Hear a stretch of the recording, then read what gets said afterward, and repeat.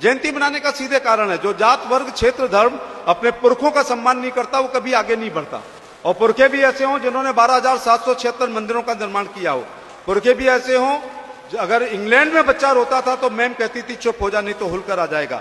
हमारे पुरखे ऐसे हों जिन्होंने देश में अपने राज्य से बाहर धर्मशालाएं, मंदिर और उसका वर्णन किया हो हमारे। और ये सभी राजाओं को टूटे हुए मिले। 1192 में दुर्भाग्य से मोहम्मद गौरी ने छल से पृथ्वीराज चौहान को हरा दिया, पहला मंदिर टूटा। फिर कुतुबुद्दीन ऐबक, इल्तुतमिश, रजिया, बलबन, अलाउद्दीन खिलजी, मोहम्मद खिलजी, जलालुद्दीन खिलजी, फिर फिरोज तुगलक, मोहम्मद तुगलक, गयासुद्दीन तुगलक, फिर सिकंदर लोदी, महलो लोदी, इब्राहिम लोदी, फिर बाबर, हुमायूं, अकबर, जहांगीर, शाहजहां। आगरा के एमपी से ज्यादा कौन जानता है कि औरंगजेब ने कितने जुल्म निभाए, हूणों ने, यवनों ने, अंग्रेजों ने। यदि औरंगजेब ने भारत के सभी मंदिरों को तोड़ने का काम किया तो हमारी माता लोक माता अहिल्याबाई होलकर ने ध्येय बनाकर सारे मंदिरों को निर्माण करने का काम किया।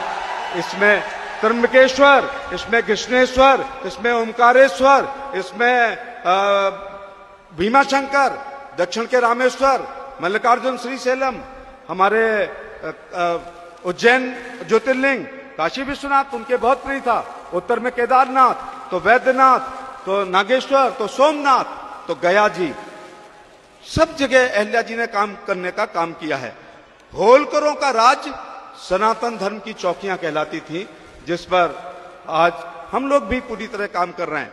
मैं इसलिए भी जयंती मनाने के लिए सब आप लोगों से कहूंगा कि एक तो बघेल माता, एक तो लोक माता अहिल्या को कभी बघेल माता मत बनने देना। ये हमारे साझा पुरखे हैं, राणा सांगा, राणा प्रताप, पृथ्वीराज चौहान, महाराज सूरजमल, अग्रसेन महाराज, महर्षि वाल्मीकि जी, परशुराम जी, छलकारी बाई, अवंती बाई, ये सब हमारे पुरखे हैं। इन्होंने महाराज अग्रसेन, इन लोगों ने काम किया है। हम मुख्य अतिथि जी, एक मामले में ये वंश अलग है।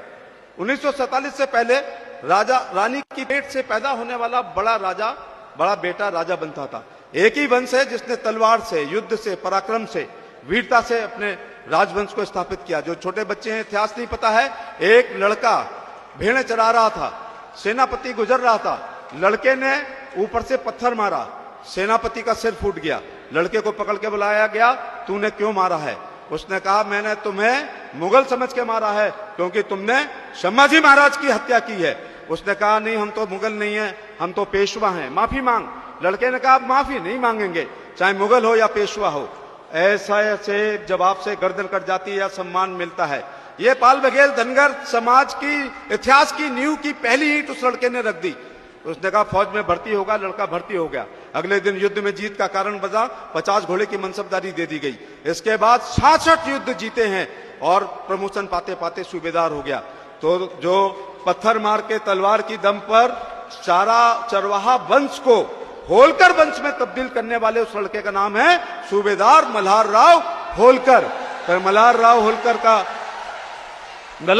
का लड़का Khande Rao, Male Rao, Tukoji Rao, Shivaji Rao Holkar, Yashwant Rao Holkar, first second third हमारे 14 राजा हुए। हम यहाँ अहिल्या जी के लिए खड़े हैं, हम होलकर का इतिहास बता रहे हैं, अहिल्या जी का प्रवेश कैसे हुआ। शिंदे जी उसके गवाह हैं। सूबेदार मल्हार राव होलकर इंदौर के राजा बनने के बाद आपका अहमदनगर जीतने जा रहे थे, आपके गांव से गुजरे, एक लड़की पे निगाह पड़ी जो 8 वर्ष की थी, दैदीप्यमान देवी जैसी। उस समय तो युद्ध में गए, लौट के लड़की के पिता को बुला के कहा क्या मेरी बेटी, मैं इंदौर का राजा हूं, मेरे पुत्र राजकुमार खंडे राव से आप शादी कर सकते हैं? उन्होंने कहा मैं तो भेड़ चराने वाला हूं, आप तो इंदौर के राजा हैं। मल्हार राव ने जवाब दिया 35 साल पहले मैं भी भेड़ चराने वाला था। शादी हो जाती है। दुर्भाग्य से कुम्हेर के युद्ध में खंडे राव साहब, उनके पति जो शहीद हो जाते हैं।